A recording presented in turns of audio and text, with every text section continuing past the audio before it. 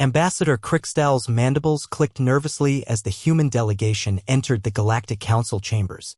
The arthropod diplomat had witnessed countless negotiations over 3 centuries, but something was different today. The humans weren't carrying their usual datapads or diplomatic pouches. They came empty-handed, their faces carved from stone. Esteemed members of the Galactic Council, the lead human began, her voice cutting through the chamber's murmurs. Admiral Chen stood ramrod straight, her scarred hands clasped behind her back. Humanity withdraws from all treaties, effective immediately. The chamber erupted. Tentacles writhed, wings buzzed, and psychic emanations of shock rippled through the assembly. The Vorthan hegemon's 3 eyes widened in disbelief. You cannot simply We can. We have. We're done talking. Chen's interruption sent another wave of shock through the room. No species had ever dared interrupt the hegemon. For 50 Earth years, humanity had endured. When the Ketheri Empire enslaved human colonies, Earth negotiated. When the Zalathi Confederacy bombed civilian transports, Earth filed protests. When the Council voted to restrict human expansion despite overcrowding on their worlds, Earth complied. They talked. They compromised. They bent. The other species had made a fatal miscalculation. They saw humanity's willingness to negotiate as weakness, their patience as cowardice.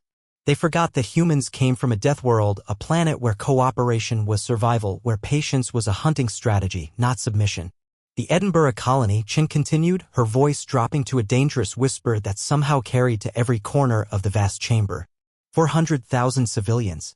Children. That was your last free atrocity. The Ketheri ambassador's scales shifted to a placating blue. The unfortunate incident was genocide. Chen's single word silenced him. You called it pest control in your internal communications. We have them all, by the way. Your encryption is quaint. Crickstall's compound eyes detected movement outside the chambers. Human warships, previously hidden by stealth technology that supposedly didn't exist, materialized around the council station. Not a fleet. An armada. You have 1 hour to evacuate civilians, Chen announced.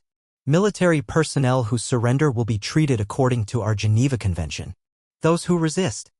She shrugged, a distinctly human gesture that somehow conveyed volumes. The Vorthan hegemon rose to his full height, psychic energy crackling around his crown. You dare threaten the Galactic Council? You primitives barely discovered FTL travel a century ago. Chun smiled. It wasn't a pleasant expression. Funny thing about Deathworlders, we're very good at war. Your species evolved on paradise worlds where the greatest predator was equivalent to our house cats. We evolved alongside monsters. We are the monsters our ancestors feared in the dark. She gestured to the viewports where human dreadnoughts hung like metal storm clouds. Those ships? We built them while you debated. Every slight, every broken treaty, every murdered human fed our forges. We smiled, we negotiated, and we prepared. This is madness. The Zalathi representative's wings buzzed frantically. The combined council fleet is already gone. Chin checked her wrist display with theatrical casualness. The Kepler station, the Andromeda shipyards, your secret military installations in the Horsehead Nebula. All burning. You were so busy congratulating yourselves on keeping the dangerous humans contained, you never noticed we'd already spread beyond your maps. The chamber fell silent except for the low hum of the human warship's engines. We tried peace, Chin said, turning to leave. For 50 years we tried. But you mistook our restraint for weakness, our mercy for fear. You forgot the first rule of dealing with Deathworlders.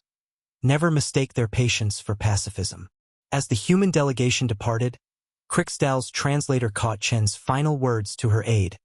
Send the signal. Operation Ragnarok is green. The arthropod diplomat's heart sank. The galaxy had pushed humanity too far, mistaking their willingness to talk for inability to act. Now they would all learn why Earth's children were called Deathworlders. The humans' patience hadn't been weakness. It had been a countdown.